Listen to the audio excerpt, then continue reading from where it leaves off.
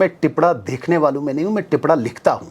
उनका भी टिपड़ा लिख दिया, उनकी पार्टी का भी लिख दिया। आप ज़रूर वो दिखाने कहीं जाएं, जो मैं लिख दिया है वो कहीं और दिखाने जाएं, क्योंकि मैं लिखने वालों में, देखने वालों में नहीं लिखेगा। किसी भी कीमत पे भारतीय जनता पार्टी सरकार में कभी शामिल नहीं होगी। भारतीय जनता पार्टी जम्मू कश्मीर सेम उसी दिन हम जम्मू कश्मीर के आम जनमानस के लिए, विशेषकर नौजवानों के हक और इंसाफ की लड़ाई के लिए उसी दिन सेक्रेटरीट का घेराव करेंगे।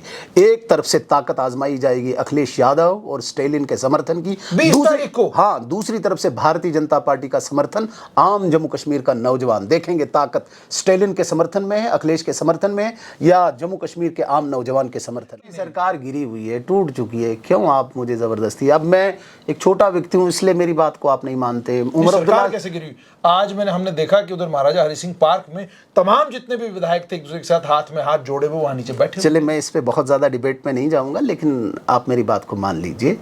ये ड्रामा जो है, ये इस परिवार से निकला हुआ शहजादा अब चीफ मिनिस्टर बना है, इसलिए उपयुक्त समय है। इनकी शान में गुस्ताखी हो रही है, इनकी शान में कोताही। कहते हैं हमारा सब्र खत्म हो चुका है, अब मैं बर्दाश्त नहीं करूंगा। नहीं, बर्दाश्त नहीं करूंगा तो जो करना है, तो उसके इस धमकी से भारतीय जनता पार्टी डरेगी। जंतर मंतर छोड़ के वो कहीं भी जाए, भारतीय जनता पार्टी इनसे डरने वाली है।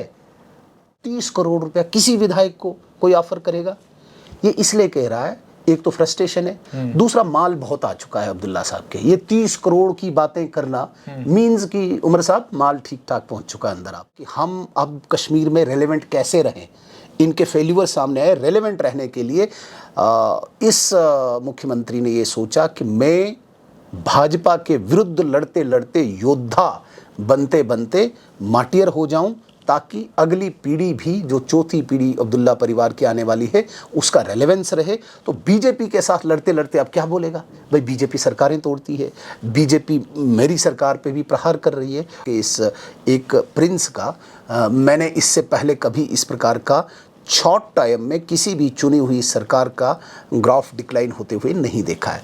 ये सारा एक बेस बनी हुई है, और जो प्रतिनिधि, जो मुख्यमंत्री कोसों दूर है आम जनमानस, 1947 से लेके अभी तक हुकूमत दी है। इसलिए मैं कहता हूँ ये परिवार है, क्योंकि एक जनरेशन ने, 3 जनरेशन्स ने ये हुकूमत दी है इनकी।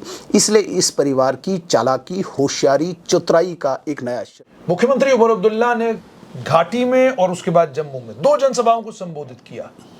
लेकिन अपने संबोधन में जो मुख्यमंत्री उमर अब्दुल्ला ने कहा वो ऐसा था कि उसने सबको हैरान कर दिया कि आखिरकार क्या जरूरत पड़ी एक केंद्र शासित प्रदेश के चुने हुए मुख्यमंत्री को यह कहने की कि मेरे लोगों को 30-30 करोड़ के ऑफर दिए जा रहे हैं कि पार्टी छोड़ो, तुम्हें मंत्रालय भी देंगे और जम्मू कश्मीर का राज्य का दर्जा भी देंगे। और आज उन्होंने जम्मू में जनसभा को संबोधित करके कहा कि मुझे बीजेपी पर भरोसा नहीं, यकीन नहीं। वो कहते हैं कि हम तोड़ेंगे नहीं, मगर उन्होंने तृणमूल के साथ क्या किया, उन्होंने शिवसेना के साथ क्या किया। आखिरकार चल क्या? मेरे साथ नेता प्रतिपक्ष सुनील शर्मा है, आइए इनसे जानते हैं। सुनील जी, आरोप ये लग रहा है कि आपकी पार्टी के एक सुप्रीम कोर्ट के वकील हैं जिन्होंने नेशनल कॉन्फ्रेंस के एक एमएलए को प्रलोभन दिया 30 करोड़ रुपए का, 20-30 करोड़ रुपए का, कहा पार्टी छोड़ो हमारे साथ आओ, मंत्रालय भी मिलेगा और जम्मू कश्मीर को राज्य का दर्जा भी मिलेगा। ये कौन सुप्रीम कोर्ट के वकील हैं? जुनैद साहब, मैं थोड़ा सा इसकी पृष्ठभूमि में ज़रूर जाना चाहूँगा, क्योंकि सीधे अगर इसका उत्तर दूं तो मुझे लगता है कि बहुत सारे लोग इसे समझ नहीं पाएंगे। देखिए, आप ये जो भी करंट पॉलिटिकल सिचुएशन पिछले कुछ दिनों से इवॉल्व हो रही है जम्मू कश्मीर में, इसकी पृष्ठभूमि पे आपको ज़रूर जाना पड़ेगा। ऐसा क्यों हो रहा है, और इस प्रकार के बेहुदा, गैर जिम्मेदारान, इमेच्योर स्टेटमेंट्स एक इतने बड़े संवैधानिक पद पर बैठे हुए व्यक्ति के मुख से क्यों निकल रहे हैं। इसको, चूँकि आप बहुत ज़हीन व्यक्ति हैं और बहुत गहराई से आप विश्लेषण करते हैं, लेकिन आज मैं थोड़ा सा विश्लेषण आपके समक्ष करना चाहूँगा। जुनैद साहब, 2.25 साल हो रहे हैं पूरे, और 2.25 साल के अंदर जो चुनी हुई सरकार जम्मू कश्मीर की है, जिस जम्मू कश्मीर की सरकार के साथ बहुत ज़्यादा एक्सपेक्टेशंस, अपेक्षाएं लोगों की जुड़ी हुई हैं, क्योंकि बीच में एक ऐसा कालखंड आया जिसमें उपराज्यपाल महोदय का एक प्रशासन रहा, और उसमें एक अल्टरनेट तुरंत जो लोगों ने चुना, अपने वोट दे के सरकार चुनी, जिससे उम्मीदें बांधी। बहुत सारे उनको लगभग स्वप्न भी दिखाए गए इस सरकार की तरफ से, मैं उन पे नहीं जाना चाहूँगा। लेकिन कॉमन मैन की जो रूटीन लाइफ में, जो डे टू डे लाइफ में जो समस्याएं आती हैं, उनके समाधान के लिए एक लोकप्रिय सरकार प्रतिनिधि होता है। लेकिन पिछले पौने 2 साल के इस कालखंड में आप देखेंगे एक भी चुना हुआ प्रतिनिधि इस सरकार से खुश नहीं। मैं विपक्ष की बात नहीं कर रहा हूँ, मैं सत्ता पक्ष इसी पार्टी के इन्हीं विधायकों की बात कर रहा हूँ जो मुख्यमंत्री उमर अब्दुल्ला साहब की पार्टी है। एक बात। दूसरी बात, जितने भी प्रॉमिसेस हैं, जितने भी वादे थे, आप गैस के लीजिए, राशन के लीजिए, सिलेंडर के लीजिए, नौकरियों के लीजिए, डेली वेजर्स के लीजिए, कुछ भी एक भी वादा पूर्ण नहीं कर पाया। तीसरी सबसे बड़ी बात, जितना ग्राफ इस डिक्लाइन हुआ है इस लोकप्रियता का, इस सरकार का, और विशेषकर इस परिवार के इस एक प्रिंस का, मैंने इससे पहले कभी इस प्रकार का शॉर्ट टाइम में किसी भी चुनी हुई सरकार का ग्राफ डिक्लाइन होते हुए नहीं देखा है।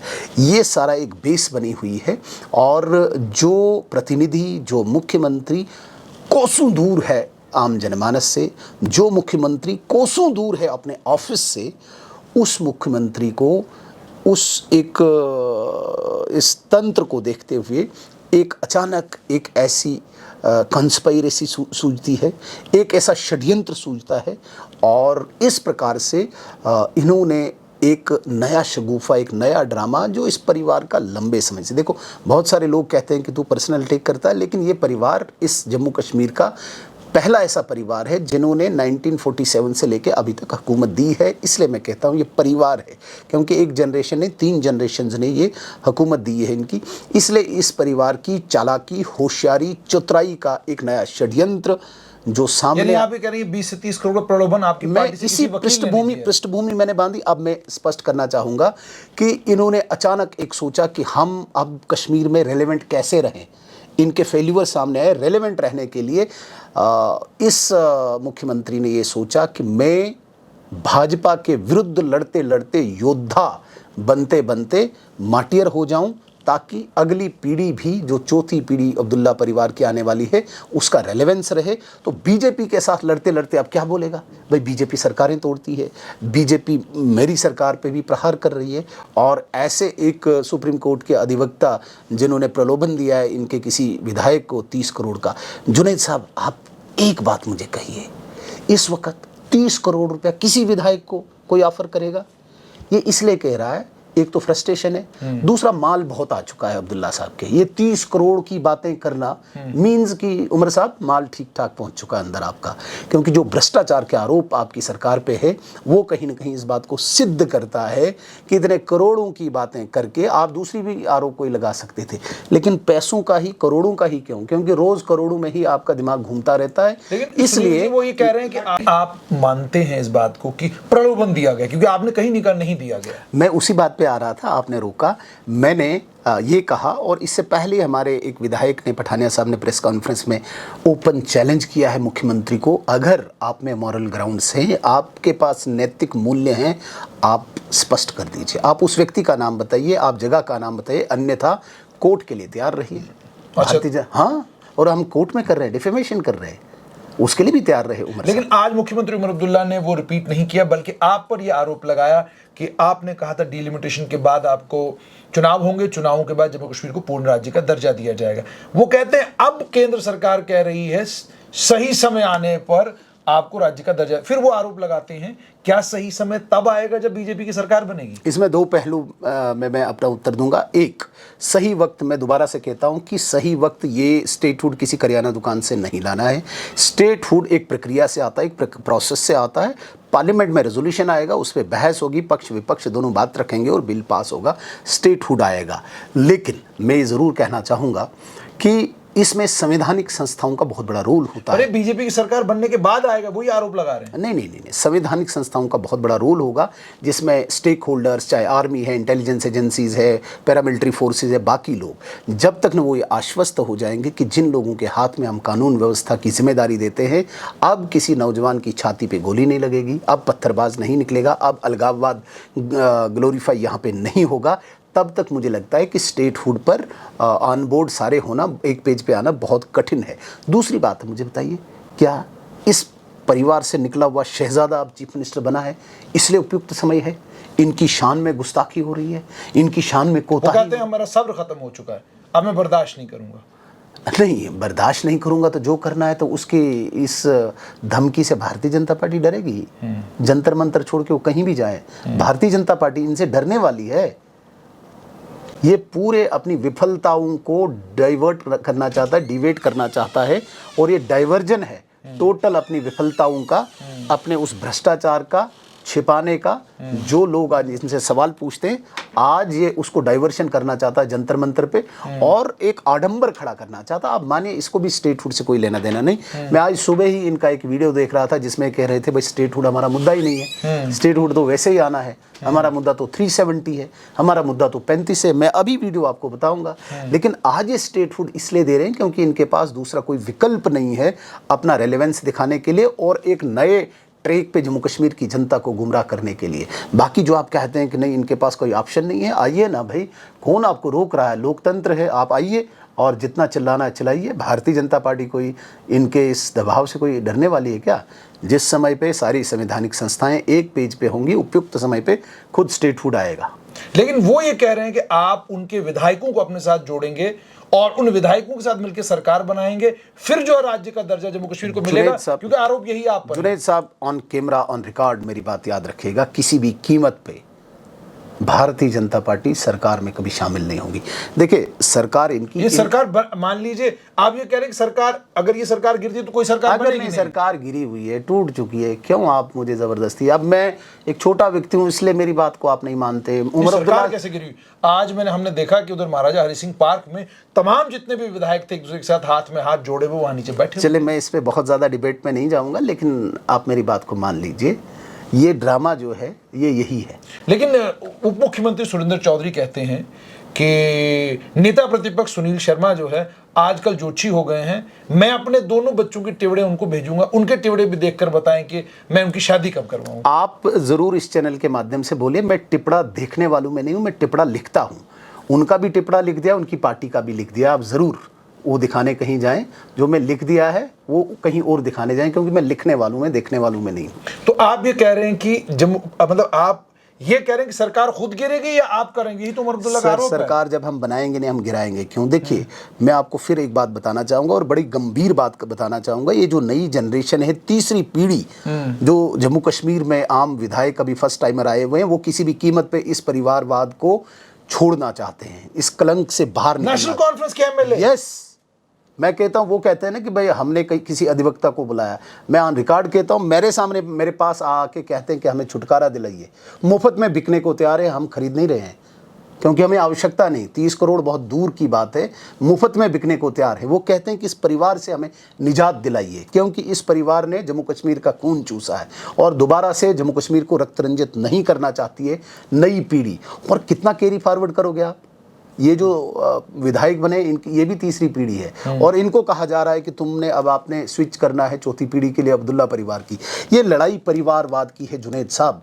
अपने परिवार को, अपने परिवार की डायनास्टी को और आगे फॉरवर्ड करने के लिए, कैरी करने के लिए उमर अब्दुल्ला साहब का ये आडंबर है, जो इसके विधायक कतई भी चलने को तैयार नहीं। लड़ाई वहाँ पे है, लड़ाई कहीं और नहीं है। बीजेपी नहीं करवा रही है लड़ाई, हमें आवश्यकता ही नहीं है, किसी भी कीमत पे नहीं बनाएंगे सरकार। उमर, इसका मतलब आपको जानकारी बाहर से कैसे हो गई कि अंदर क्या हो रहा है? मुझे क्यों नहीं होगी? मैं लीडर ऑफ अपोजिशन हूँ जम्मू कश्मीर का, मेरे पास भी तो इन्फॉर्मेशन आती है। वही लोग मेरे पास भी आते हैं जो इसको लॉयल्टी बताते हैं, मेरे पास तो आते हैं कि भाई हमें छुटकारा दिलाइए। तो वो जो आपके ऊपर शेडो सीएम का आरोप लगता है, इसका मतलब आप हैं शेडो सीएम? नहीं, मैं शेडो सीएम नहीं हूँ सर, मैं विपक्ष का नेता हूँ और बड़ा संतुष्ट हूँ। अच्छा सुनील जी, अंत में आपसे ये जानना चाहूंगा कि आज मुख्यमंत्री ने जो 2 रैलियां की, संदेश दिल्ली को साफ दे दिया कि या तो आप हमें राज्य का दर्जा दें या फिर हम लड़ाई लड़ने के लिए तैयार हैं। वो उन्होंने कह दिया कि भाई सब्र का, हमारा सब्र का भी एक पैमाना है, वो छलक चुका है, अब इसके बाद जो है सीधी लड़ाई होगी। तो मुझे ये बताइए कि केंद्र में किसको कह रहे हैं वो? क्योंकि मैंने देखा प्रधानमंत्री नरेंद्र मोदी से बड़ी अच्छी मुलाकात हुई, गमला हाथ में था। उसके बाद फिर केंद्रीय गृह मंत्री से जब चाहते हैं तब मिलते हैं, रक्षा मंत्री से जब चाहते हैं तब मिलते हैं, शिक्षा मंत्री से जब चाहते हैं तब मिलते हैं। तो जब सबसे मुलाकात हो रही है, ये किसको कहा जा रहा है कि भाई? देखिए, इनकी दोस्ती पूरी है। ये दोबारा से कश्मीर को गुमराह करना चाहते हैं कि भाई दिल्ली के विरुद्ध हमने लड़ाई लड़नी है। मैंने पहले कहा कि ये योद्धा बनना चाहता है। ये पोर्ट्रेट करके कि भाई मैं बीजेपी के खिलाफ लड़ रहा हूँ। लेकिन सबसे बड़ी बात है, जो ये रैलीज़ की बात कर रहे हैं और जंतर मंतर की बात कर रहे हैं, जिसमें समर्थन कभी स्टैलिन से मांगते हैं, कभी अखिलेश यादव से मांगते हैं, कभी लालू यादव के बेटे से मांगते हैं, ये इसको जमा करके भारतीय जनता पार्टी के विरुद्ध लड़ाई लड़ना चाहते हैं। और वहीं पे जम्मू कश्मीर भारतीय जनता पार्टी, वो कहा उन्होंने आज, कहा जम्मू कश्मीर भारतीय जनता पार्टी जो है वो प्रधानमंत्री को झूठा साबित कर रही है, क्योंकि उन्होंने कहा था कि हम जम्मू कश्मीर को पूर्ण राज्य का दर्जा देंगे। तो वो आपके ऊपर आरोप लगाते, केंद्र के ऊपर नहीं लगा रहे। भारतीय जनता पार्टी जम्मू कश्मीर सेम उसी दिन हम जम्मू कश्मीर के आम जनमानस के लिए, विशेषकर नौजवानों के हक और इंसाफ की लड़ाई के लिए उसी दिन सेक्रेटरीट का घेराव करेंगे।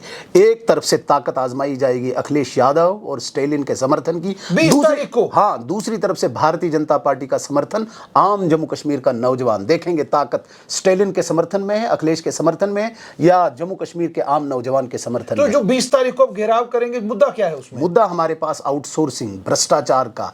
और कल जिस घमंड और गरूर से मुख्यमंत्री ने कह दिया कि मैं ग्रास रूट लेवल की डेमोक्रेसी को एस्टेब्लिश नहीं करूंगा, कि भाई पंचायती राज चुनाव नहीं करने दूंगा, ये भी बोला ना कल उन्होंने। एक तो बहुत मतलब श्रद्धा और आस्था पर भी आघात किया।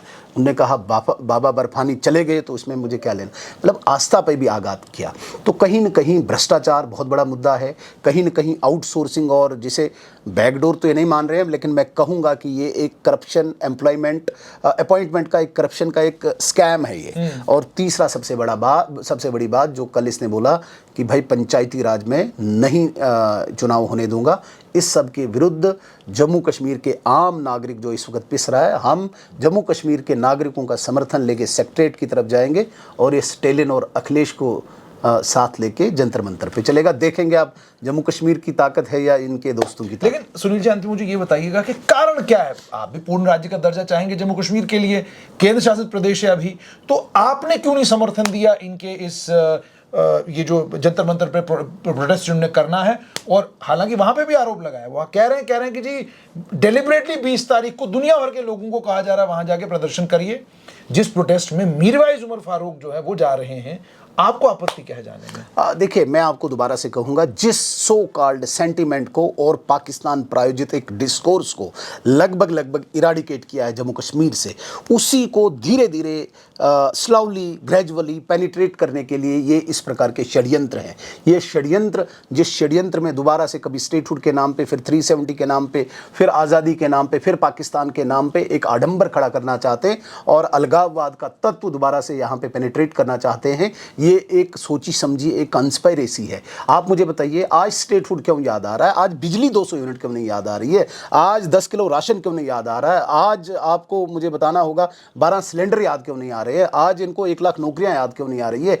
आज स्टेटहुड, और उस टाइम पे जब अमरनाथ यात्रा चल रही हो, यहाँ पे इतना बड़ा इतना बड़ा पवित्र महीना होता है जहाँ पे इतने बड़े पद पर बैठे हुए व्यक्ति को फैसिलिटेट करना चाहिए था, यात्रा को स्वागत करना चाहिए था। वहाँ पे इस प्रकार का षड्यंत्र रचना इसी वक्त, क्या आगे नहीं कर सकते थे? क्या पीछे नहीं कर सकते थे? ये तो अपनी मेहमान नवाजी का उदाहरण पूरे देश दुनिया में प्रस्तुत करते, और टाइम भी यही इन्होंने ढूंढा कि जो ही अमरनाथ यात्रा का एक उरूज होगा और ये इस प्रकार का तांडव रचेंगे। ड्रामा, झूठ, फरेब। इस परिवार ने जम्मू कश्मीर को ड्रामे और फरेब के अलावा कुछ नहीं दिया 3 पीढ़ियों से, और यही तीसरी पीढ़ी आज दोबारा से कर रही है अमरनाथ यात्रा को डिस्टर्ब करके।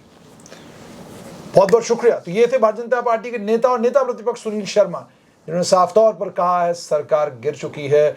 आपको नहीं लग रहा, लेकिन हमें दिख रहा है कि अंदर खाने कुछ भी नहीं है, और जो गुस्सा है, ये जो नाराजगी है, ये इसी बात की है कि आपने कहा बहुत कुछ था, डिलीवर नहीं कर पाए, उसके चलते आपके लोग आपसे नाराज हैं। इसका ठीकरा बीजेपी पे फोड़ने की जरूरत नहीं है, ये कहना है नेता प्रतिपक्ष सुनील शर्मा का।